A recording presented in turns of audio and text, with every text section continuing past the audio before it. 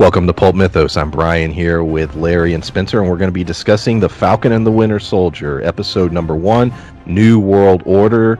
I didn't do it. I was gonna put a Hulk Hogan thing in the thumbnail. Maybe I will. I already made it, but I might adjust that. Anyways, you'll see it in the thumbnail if you're listening to this. If you see the NWO sign, or Hulk Hogan. But yeah, this is a great start, I think, to this series. We're going to be doing these reviews every week, so hit the sub button if you haven't. Just your initial reactions, guys. We're all Captain America fans. We're all fans of the Winter Soldier film, the Civil War film, and this is basically, arguably, a continuation of that. What was your initial reactions? I think that you talking about us. Cap is. I have like a whole section of my little cave down here that's got a bunch of Cap stuff. I love Captain America. Chris Evans did a great job with Captain America, and them paying homage to him. It very well done. I enjoyed the series. Kind of like Lethal. When me and Brian talked about this, you were the one that said it. The Lethal Weapon vibe, good cop, bad cop. It's very well done. I enjoyed it quite a bit. I have gripes, but they're not even like legitimate. It's more of like a personal gripe, but it didn't take anything away from the show. I thought, the action was great. The opening sequence was great. I loved the squirrel suits or whatever, with GSP and his guys flying around it. That whole scene, it was just great action, and it felt like it didn't feel as good as Winter Soldier, because I thought that was a brilliantly written and directed movie, but it did feel very Marvel-esque, and it was really well done. And that's a great way to put it. And I think, not only did it feel very Marvel-esque, it felt very much in the spirit of the old Captain America comic books we all used to read as kids. So I think this was the property, because those are books that we all read growing up, that we were looking forward to the most, or at least I was. And I think they did a good job with that, especially in their selection of like their sort of D tier and B tier villains for this episode. It's Bardock the Leaper, Flag Smasher. These are classic Cap villains, and I love that they brought Bardock back for this. That was very cool. Oh yeah, I didn't know he was in it, and when I saw him, I was like, yes. Same here. Yeah, I did the same thing. I was thrilled about that. Because he's basically, for those of you who are more familiar with like Spider-Man, he's basically Captain America's Shocker, to some degree. Bardock's, except a more competent Shocker. He's not so much a disposable villain, but he is a villain that Cap beats up pretty frequently. And it's like they did a lot of cool little things with it, and the pacing, and just the fact that there's action, there's a degree of espionage, there's sort of a secret plot going, and and you need all those things for a proper Captain America series, especially this era that they're covering of Captain America, in which Steve's out. Well, it's kind of an amalgam of like 4 different books really, but they're doing it really well, and at this point in the history of the cinematic universe, that's kind of the thing they have to do, because it's some of those comic plots do translate well and some don't, and I think this approach that they've taken with WandaVision, that they're now applying to Cap and the Winter Soldier, is working very well for their television universe, and I'm very happy to see it, and it's very on brand and what I wanted for this series.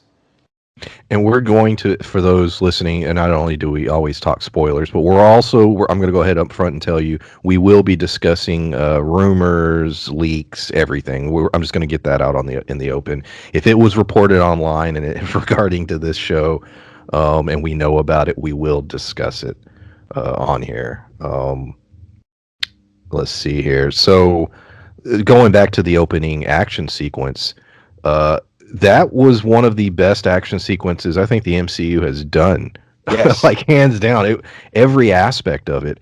And clearly the budget was very high because there were certain frames of it that were 100% cinematic. Something that would only be shot for the big screen, and I was very impressed by it. I loved, the way the camera was used. I love the fact, he's fighting this group. It's a rescue mission. There's the whole thriller aspect of it because they're trying to, I think they're heading towards Libya, and they can't cross the border. So you have to stop this, rescue the guy before they get to the border. It was just played very well. As a fan of shows like 24 or things like Metal Gear Solid, this was that. And I was very, very much into it. Oh yeah, absolutely. Yeah, have to agree with that. Yeah, that opening sequence where the squirrel suits and everything else. I wonder how much of that was CG and how much of that was legit people skydiving. I'm sure a big portion of it was CG because I don't think that they were squirrel diving into the side of helicopters. That's a pretty high risk practical effect, but even but regardless, it still looked great and it was very fun to watch. And Falcon chasing them, getting stuck between the canyons, and then flying around. What was it? The red bird, red fang, Red Wing, I think. There you go, Red Wing. The little mini bird that flies off of his pack. That was really cool, and them kind of flying together to take out the helicopters was brilliantly done. The whole sequence where you showed the old thing where Bucky was working as the Winter Soldier, that whole sequence felt like a Mission Impossible movie. The money that they spent on this was not wasted. It was very well done. Oh, absolutely. And I wonder if they're using for these effects. I'm glad you mentioned that because it just hit me. Like, do you think they're using the technology that they developed for the Mandalorian? Where it's basically just like for their backdrops and everything to sort of film these, because we got to see Star Wars on a television budget and still have it look like Star Wars because of that tech they developed. So you could have this guy, the Mandalorian, go to places like Mos Eisley or wherever, and it still look like, oh, you're in Star Wars, and not look like, oh, we're in the middle of New York or Arizona. Like I think I've talked about them on here before. Double Toasted is a channel I'm very fond of and listen to a lot of their stuff, and they were commenting on how between stuff like the Mandalorian and specifically this opening action sequence we just saw, fuck theaters. Right? Like, that's sort of where we're at now. It's like, what? We're in a position now where you're giving us that quality of stuff on television, and it's not hurting it in any way. And I think most of us have secured decent sound systems and large TVs, and in Spencer's case, a damn theater, basically. Friday, my seats come in. The Rumble's part of my subwoofers for my seats. So yeah, this was a moment where I'm like, wow, this is a show. This is not a movie. This is a show. And it felt like there was no loss of quality due to that. Yeah. It felt very much like something you would get from the cinematic universe. And much like you said, I thought that during the scene that I was like, well, wow, this is like, even compared to some of the movie stuff, this is one of the best action scenes they've done. I would 100% agree with that. So, I saw an article, in fact, and I think that's kind of how people are universally feeling about it, because I saw an article, didn't have time to read it, but it was titled something along the lines of the Marvel Cinematic Universe is currently dead in water. Long live the Marvel streaming universe.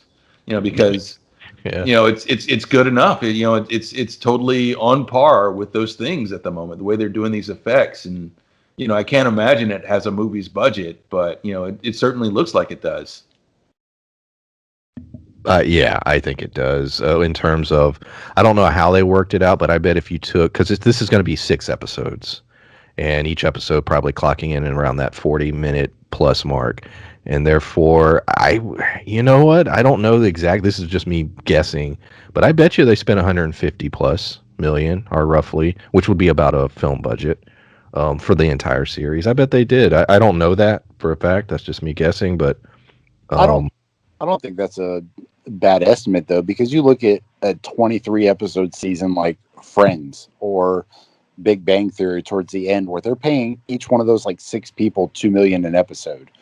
So you break that up, that's 10 million for just the principal actors. That doesn't include anything else. So for them to spend something around that for an 8 episode thing, I mean, obviously it's a lot shorter than a 23 episode season, but I believe it. Looking at the product, it was money well spent.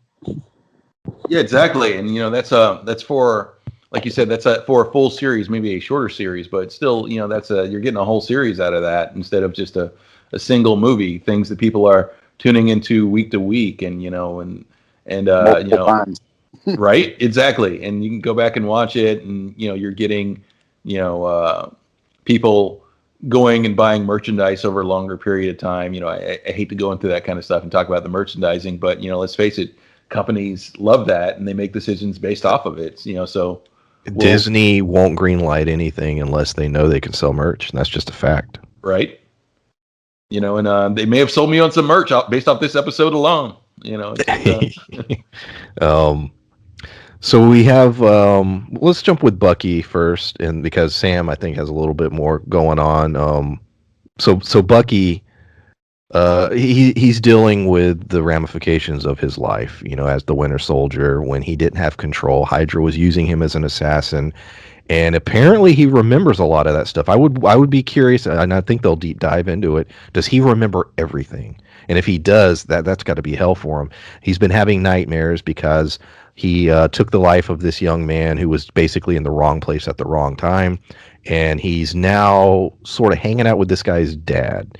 And we don't know this up front. He's hanging out with this old dude, and it seems like a fun little, friendship. But then we discover, oh shit, this is the guy whose kid he killed, and he's yet to tell him. Now, will he? Won't he? The show sort of leaves that up in the air.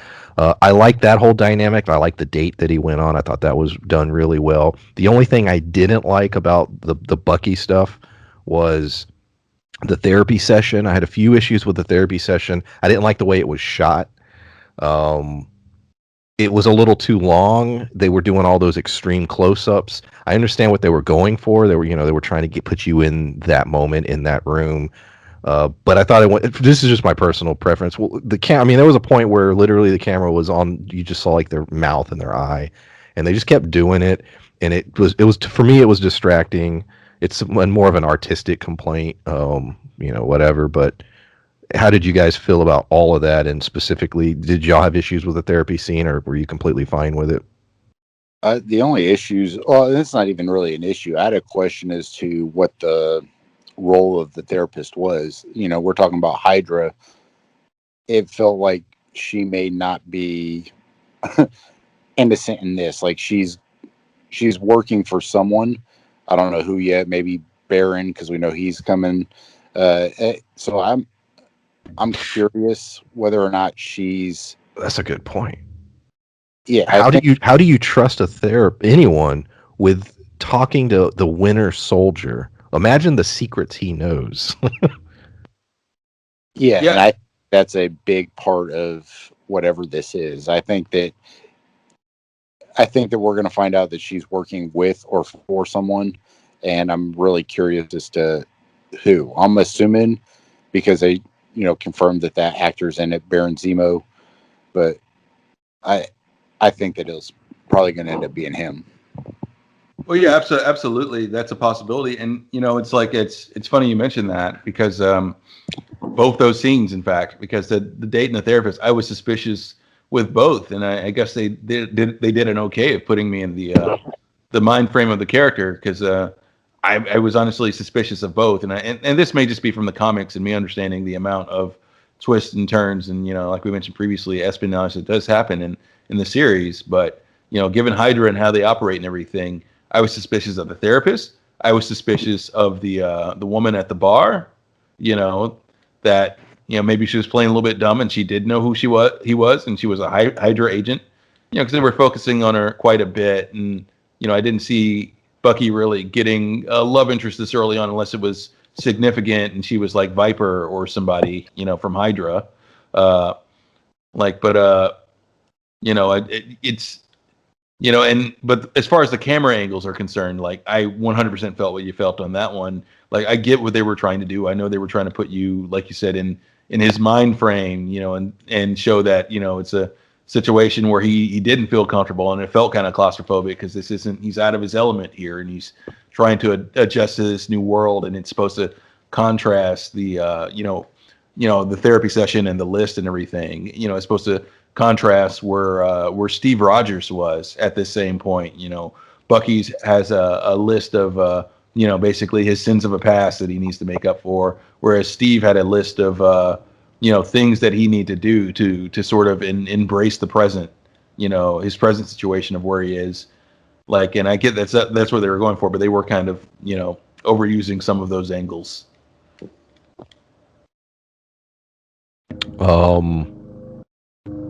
Hold on.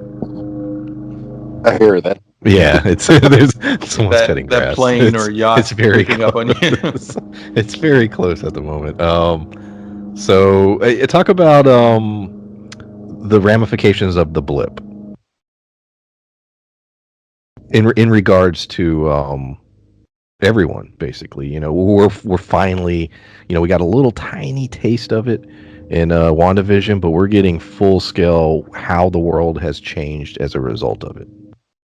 Yeah, this is a thing again that they're once again doing very well. Like and I think they did it with the Netflix shows as well, and maybe they're taking a page out of that book, where after Thanos' forces attacked New York City, they addressed it. They didn't pretend like that never happened, or like people are going about their day as normal. It had effects. It was a thing that caused trauma and PTSD, and like people's lives were changed and neighborhoods were ruined. And the same thing is shown to have happened with the blip.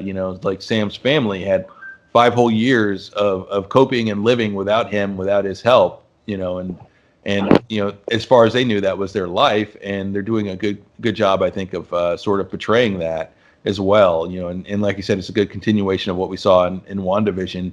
And I love that they're addressing that, because being a comic book movie, it'd be real easy to say, oh, we're just going to pretend like that didn't happen because that's not inside our story right now, or we're just not going to address it. But it's good that they're addressing it, and in fact making it a part of the larger story. Well, I mean, I just look at it like, oh shit, Gruff came running downstairs. It's one of those things where they're placing importance on it, which is fantastic to me for storytelling, because I always look at it, all these heroes suddenly went missing, and now all these people are trying to adjust to their normal life, and then it took them 5 years to adjust, and now they're all back. And military families deal with that a lot, where a spouse will be deployed for a long time and then they come back. The kids have not seen their parent for a year, and now that parent's trying to once again be the parent, or be in charge, or tell the kids what to do, but they've been listening to the other parent for the last year. Any kind of job that takes people away from their families for a while and they come back, this is like an extreme version of that. And to see how it's affecting these families is very, we were talking about in our other show reviews, how it makes something relatable. And this is a very relatable situation, something that people can see the effect of. And, because I can't relate to having superpowers, but I can relate to, not seeing somebody for a long time, and how that affects me. So I think this is a great way to make a story relatable on a bunch of different levels. Yeah, we get the whole thing with Sam Wilson's sister. She's been there 5 years with no one. Everyone was blipped away in her family except the kids. So she's raising these kids, trying to keep this business going. The world has changed, and now everybody's back, and she's dealing with that. And I hope that they explore her character more specifically about the fact that she was left alone and how that affected her. The Flag Smashers seem to, their main focus is they like the world as it was before the blip. Yeah. It seems to be that. Yeah, like post blip and everything. They, like you said, there was a coming together and everything, and they seem to have decided that it's like, yeah, without these divisions that we had previously, things were good. And us knowing the way these things work out and knowing the Captain America property, and just the fact that, well, the show is what it is. Like, I'm sure it's a front for something else, but that's the kind of message that a group like them could easily, draw in a lot of people, seeing it as a more innocent thing yeah, like things were better. We did come together. Everyone worked together before we got back to business as usual because there were so few people around, and so now we have this group, which I'm interested to see what the motivations are, of these characters. Like, we know the general populace, or at least the run of the mill flag smashers, like that's their goal. They want to get things back to the way they were after the blip happened and everybody disappeared. Um, but what is the leaders of this organization? What are their goals? Because it's like knowing Flash Smasher as a character and knowing just the Marvel universe in general. Like, I have a feeling it's either like deception from Zemo or potential other forces that I'll go into earlier. Because I don't want to bring in too many comic book spoilers this early on. Like, but yeah, there's another motive there. I bet there is. There's no way there isn't.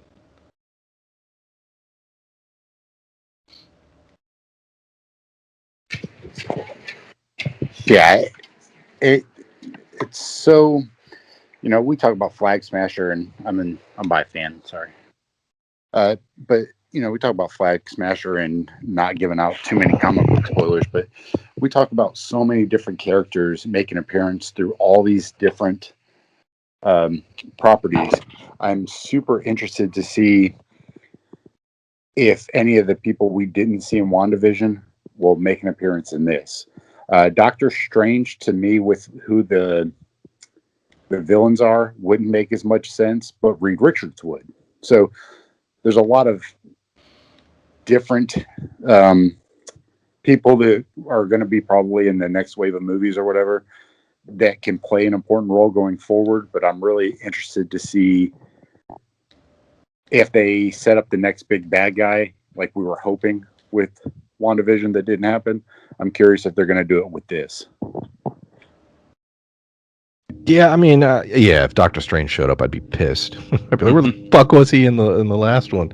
But could you imagine that if Doctor Strange shows up in Falcon and the Winter Soldier instead of WandaVision? I don't put it past them, but it would piss me off a lot. Yeah, that would bother me. I mean, and then it'll turn out Mephisto was the villain the whole time. That'd be funny. I'd laugh at that. Would be some horse shit for them not to address it in Wanda and address it in this. Yeah, that would be funny. That would make me laugh, actually. We get so at the beginning of the episode, after the amazing action sequence, Sam basically makes the decision that he's not going to carry the shield. He's not going to take on the mantle of Captain America. He wants to retire it. There's a nice little museum, and they have a whole ceremony. He's there with War Machine, and they basically are like, yeah, it's better this way. And they put the shield. They have a little glass case that they put it in, and it's this nice little moment. And then we get the ending in which the U.S. government has decided Captain America is back, and this asshole walks out and with a very punchable face, and he's holding that shield.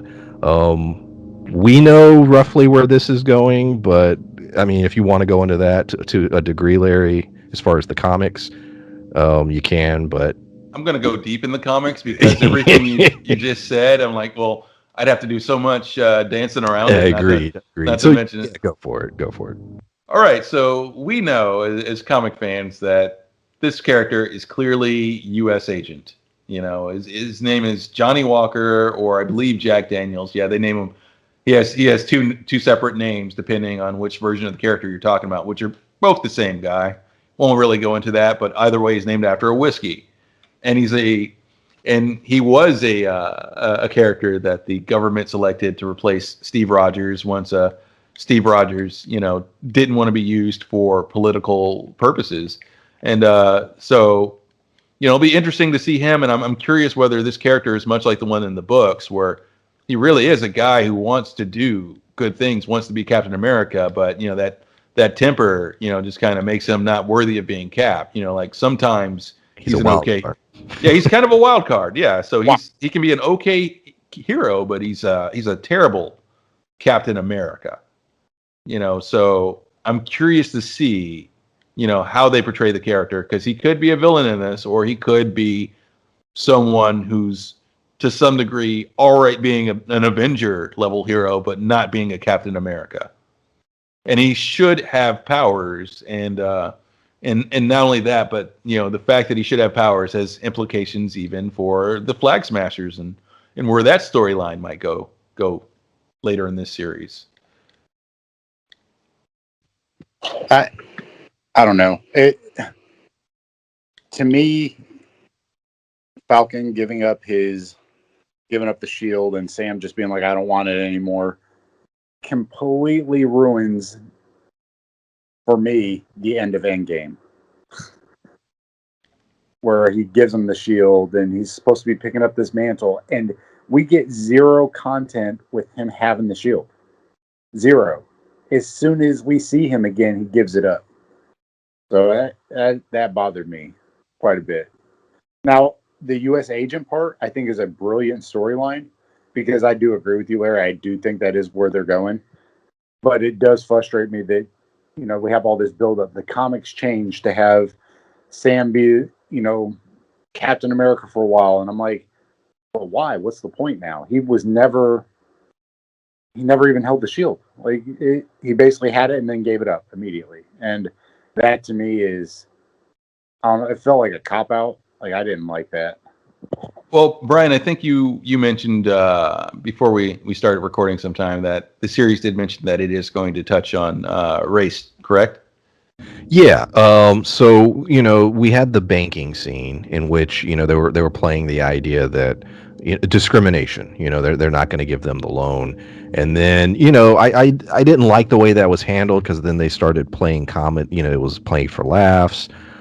We had heard that the race was in fact going to play a role in the storyline, and so to me that scene wasn't done well enough. But we're hearing now that no, there's other stuff that will be addressed, and that this story is actually going to be a little deeper as far as and if you want to go into this is a big spoiler if it happens. If you want to go into that, Larry. Yeah, I may be spoiling a big chunk of the series for people here, but we'll just go ahead and say spoilers. If you don't want to know, click out now. We all liked the episode. Oh yeah, absolutely. Yeah, we loved it. Yeah, but go for it. But at this point, it's kind of hard not to. Okay, so I was noticing that the credits seemed a little more, significant than they did in WandaVision. Like, we were seeing images of things and documents, and I noticed there was sort of an older looking face, and I was like, they focused on that for a minute. That looks significant. And so, looking at the person in that scene and doing a little bit of research, the person whose face that they showed, who wasn't in this episode yet, was rumored to play Isaiah Bradley in this series. And Isaiah Bradley, for those in the comics, know him as the original Captain America. And yeah, this is a bit of Marvel retconning, but they were saying how the super soldier serum was invented. They experimented on Isaiah Bradley first, who was a black man, and in that comic, they make him Captain America. They give him the shield. They don't like the optics of it, given the year and everything of a black man being their super soldier, and so they remove him from the program, even though he was Captain America, and he did do a lot of the early things that may have been attributed to Steve. Like Steve Rogers was still Captain America, but only after the experiments were done on Isaiah Bradley. And so, if they're touching on race, what they may be doing here is they may be setting it up for Falcon to eventually have an encounter with Isaiah Bradley, who encourages him to take up the shield, and explains the history. We may be touching on the plot line of the story Truth, in which this truth about Isaiah Bradley is revealed. So if that's where we're going, that could be the element in which they're looking to, address some of these issues. Well, my fear with everything you just said, that makes sense. That would be great. But we had a bunch of theories about WandaVision, and not a single fucking one of those came through. So, yeah, if he just shows up as Isaiah Bradley and it's never revealed or something, or if he's, just it would be odd at this point, especially with all the rumor and about the casting and everything. It would be weird. We could be wrong. We very well could be wrong. I hope they do it only because it also would set up the Patriot. Yeah, and the Patriot, and they clearly seem to be setting up Young Avengers, and the Patriot's a great character, and this would directly go into that. Because Isaiah Bradley is his grandfather, and it would be weird to set up all these other characters, to set up Billy and Tommy and Kate, and not set up the Patriot. And we're even setting up, because we know that Kang is going to be a villain. I mean, we're even setting up Iron Lad to some degree. So we're setting up all the Young Avengers, and we're not going to touch on the Patriot. That would be very weird. I love that he used the old shield too. Yes. And we could have a scenario where, because a lot of people have worn or have repped the sort of Captain America, moniker. Like, I'm Captain America. Bucky was Cap for a while. Sam Wilson was Cap. The Patriot is different, but he wears the same shit basically. So we could be putting together a potential group, of heroes that represent, sort of what Captain America is. And I don't know, man. I think that's where they're going with this. Yeah, and it could well be, and because here's the thing, even the and another big spoiler for a character that you may or may not have thought was significant. But the soldier that you see working with Sam, the guy who's on the radio who comments on how to fix Red Wing and everything. This is a big spoiler because I'm 100% sure they're doing this. So go ahead. Yeah. This is a huge spoiler and may spoil the end of the series for you. But he is the second Falcon in the comics. So, and he takes over as the Falcon during the period where Sam takes over as Captain America. So there's a chance that we're in for that team, that we're going to have potentially, Sam is Cap and, Bucky falling into his role, or at the very least subbing as Cap when he's not when in times where Sam, can't serve as Cap. And we're going to have this kid as the Falcon, and we may be building a team. And I think in the trailers, we've seen Agent 13 working with them. So so we're going to have that team. I'm pretty certain. Well, and I think when Brian, you said the multiple people playing Cap basically throughout this series, or donning the mantle, the comic books just are doing this thing where it's was Captain America Across America or whatever, about how he inspired other people to step up. So there's a new storyline they're going to be doing. Yeah. So there's going to be multiple Captain Americas. Now they're all not Captain America, but they're all dressed like him. So this wouldn't be that almost seems like more of a symbol. Watching this first episode, the comics felt like they spoiled this show because it feels like that's what they might be doing also. I didn't think about that, but you're right, because they just announced it this week, and they're like, yeah, each month or week will feature a different character sort of taking on the Captain America name and doing that. No, I don't think any of them have powers or anything, but they're all sort of, he's a symbol. And so people wear his costume or something similar to his costume and, try to help people. So yeah, that may be roughly what they're doing. And the cool thing though, when Sam has his Cap costume is radically different than what Bucky's looks like. They all have very different looking costumes. I love Bucky's. Yeah. They're all unique. So, and if anything, they better put the Cap shield logo on his arm. They better do it. Bucky's was pretty cool. I loved when Bucky, like you said, Brian, he had the star on his shoulder, on his metal arm, and the dark blue. I loved Cappy's. Bucky's Cap, and Sam's was just different. Like I had never seen that before, and I liked his too in the comics. Oh yeah, I thought it was pretty neat. But Bucky's, I just love the color scheme. I love the star in the arm, everything. I love the Patriots. I was always a fan of his costume. Because I like the old shield. I liked how that looked together. Yeah, the Patriots was very cool. And I'm certainly hoping we get that character as well. And since we've gone in this direction, I might as well go and mention the comics that I think we're combining here. Or at least the plot lines that I think we're combining, because it's like, yeah, we're going to get these characters and stepping up and taking the place of Captain America as this team. And it also seems like with the introduction of Flag Smasher and of U.S. Agent, that we're also getting the Power Broker storyline. Because that's how U.S. Agent got his powers, and it's looking like what we're seeing with Flag Smasher, that we're going to see this Flag Smasher group, them exhibiting like super strength and abilities because of the Power Broker as well. So we're potentially getting like an amalgam of the Power Broker storyline with U.S. Agent, of the period where both Bucky and Falcon, stepped up as Captain America, and a mix of a few other books as well from the looks of it. So, it looks like Marvel's learning their lesson and, sort of realizing it's like, oh, we can't just do this one event from the comics that, while it worked okay for a comic, we need a little more. We need to flesh it out a little more for a television series. And, I see potential for this to be done really well, because none of these things contrast each other. In fact, kind of complement each other in a pretty big way if they do it right. And given their track record, I've got a fair amount of faith in how they're going to adapt this. We didn't see Zemo this week. We know he's in it. He's featured on the poster and in the advertisements.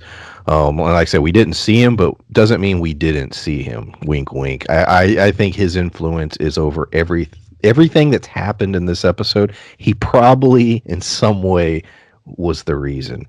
And if they play the character properly, and I think they will, my assumption is he did not disappear during the blip. I think he was there. And therefore, he had 5 years to do whatever it is he was going to do and to put everything in place. And he's smart enough to even maybe calculate that, well, what if things do go back to normal at some point? And what would the world be? It's going to be interesting when we dive into that character. I still think of all the villains, he's in my top 3 as far as the MCU is concerned. And I know a lot of people shit on him and a lot of people think he was a waste. I think they are wrong. I feel that what he achieved in the Civil War was brilliant. He disassembled the Avengers, weakening them, which led into Infinity War. They were not at their peak. They were not a cohesive team at that point because of him. And you could arguably say that helped lead to Thanos being able to do what he did. Zemo is not the kind of guy that's going to punch you in the face necessarily. Nope. He's going to cause a series of events that's going to destroy you from within. He's intelligent, and that's how they displayed him. My other point real quick on Zemo is they've got to have Wakanda get involved, especially if makes his presence known. He did kill their king. Let's not forget, Zemo killed the king of Wakanda.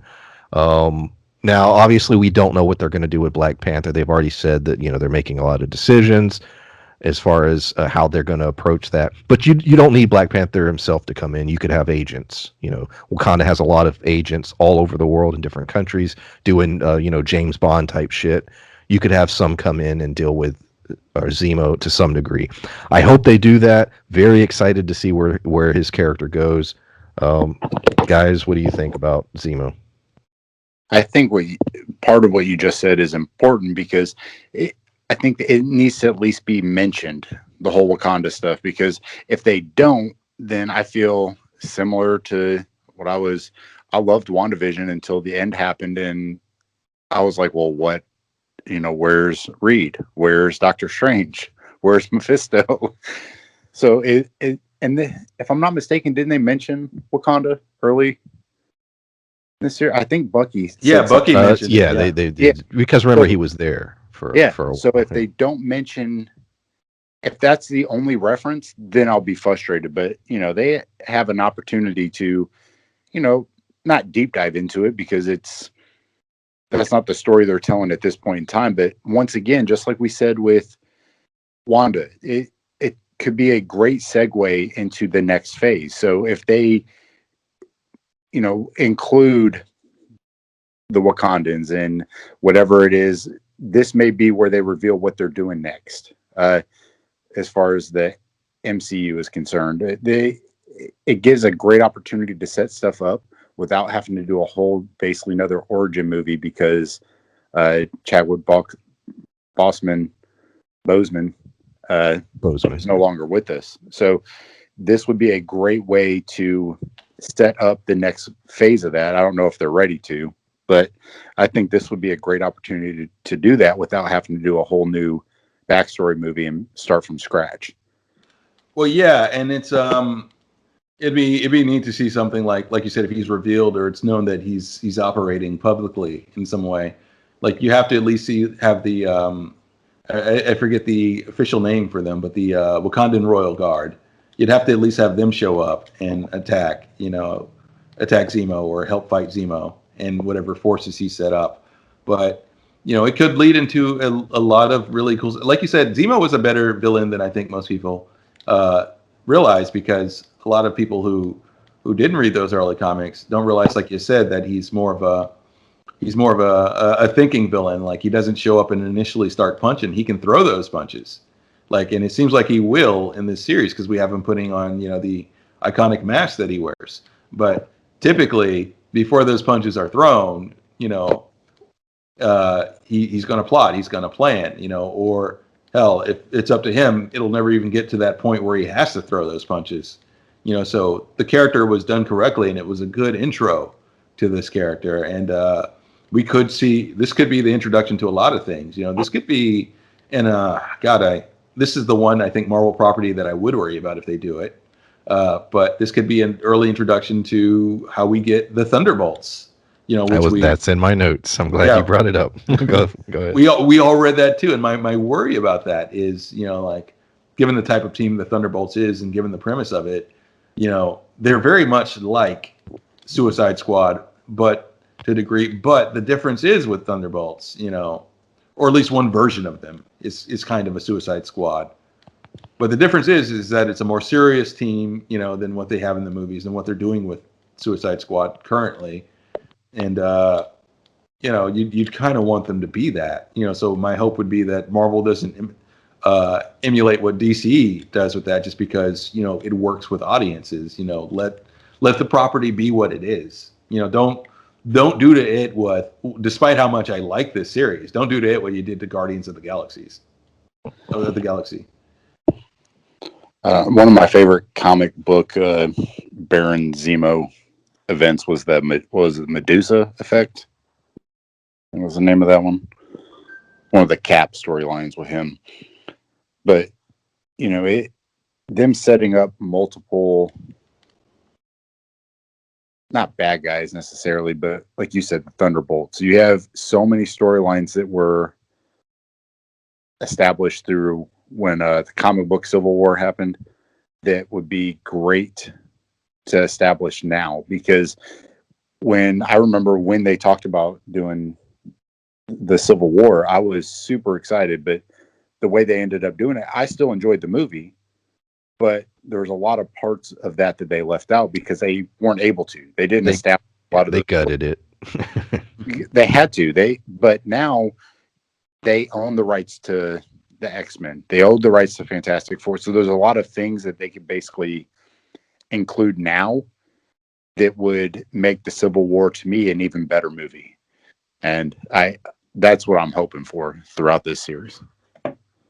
Yeah, and given how the Thunderbolts initially started out, that it was a deception by Zemo before they were actual heroes of any kind. We could be, and I think this is far-fetched, personally, even though I'm about to say it, it's still possible, but far-fetched. we could be setting up an early Thunderbolts right here and now, and that could be part of Zemo's plot. You know, just as a deception, he could be setting up the Thunderbolts because that could tie easily into the whole U.S. agent plot line we're doing, where we're assembling this government super team, which is what the Thunderbolts became. And Zemo could have already infiltrated that, or infiltrated the organization that's setting up this team that wanted their own Captain America. You know, this could be part of Zemo's plan. You know, the Thunderbolts could very much be his team in this way. That's not impossible. I mean, there's only 5 episodes left. It's not impossible. But it's very unlikely. But, I mean, you know, maybe that name could be thrown out. He could have a crew and be like, yeah, we're the Thunderbolts. Like, I mean, it could happen, but I don't know. Because I like you, I think Marvel and DC like to borrow from each other, and the Suicide Squad is something that I think Marvel wants to do a take of it, and Thunderbolts would be that. Yeah. And so I could see them having plans for it at some point. So I don't know. And here's a neat way you could weave it in, since we have the Hulk in this universe and we have Hulk lore and the way these things come together. You know, you could have him create the Thunderbolts as a team, and yet he's using Thunderbolt Ross, you know, as a patsy. You know, the rumor is Red Hulk will appear in I think the She-Hulk show. I think there's a rumor that that character will in fact come in. Well, because he's different. They own the rights to him. Universal still owns the rights to regular Hulk. He can be in team up movies, but he can't be in his own. Yeah. So if you get Red Hulk, then you basically can do whatever you want. So we'll see how that plays out. I enjoyed the episode a lot. I'm very, very excited for the second episode. Yeah, you know, I changed my mind every single show we watch, literally. But I'm going to switch back to the other side on this one. I think they should have dropped the first 2 episodes because I think the first episode gave us a lot, but I was itching for a little bit more. But then again, it had that big, I guess, cliffhanger ending. But yet again, through the promotional material, it really wasn't a cliffhanger. We all sort of knew that was coming. Yeah. So maybe 2 episodes, but it was fine. I believe Invincible is going to drop 3. They'll drop the first 3 of episodes. Yeah, I believe they said that with Invincible because it like they're dropping it almost in a movie format in a way. Yeah. Yeah, as far as this, I agree with you. They should have dropped the first 2, but I say that partially because this one ends kind of slow, but you still wonder, like, okay, well, you know, I still want to see more. I'd like to see more. Anything else, guys? No, because I'd start a whole new thing, and I don't. So now I'm good. Anything, Larry? No, I think we pretty much said it all. This one I think is going to be extremely fun to, we did it a lot with WandaVision sort of theories, but the fact that I'm a little more versed in Captain America lore than Wanda specifically, this one's going to be fun to talk about. And then maybe everything we say is not going to happen like it did in WandaVision, but it'll be fun nonetheless. But yeah, we appreciate everybody listening. See you next time. Bye. Bye.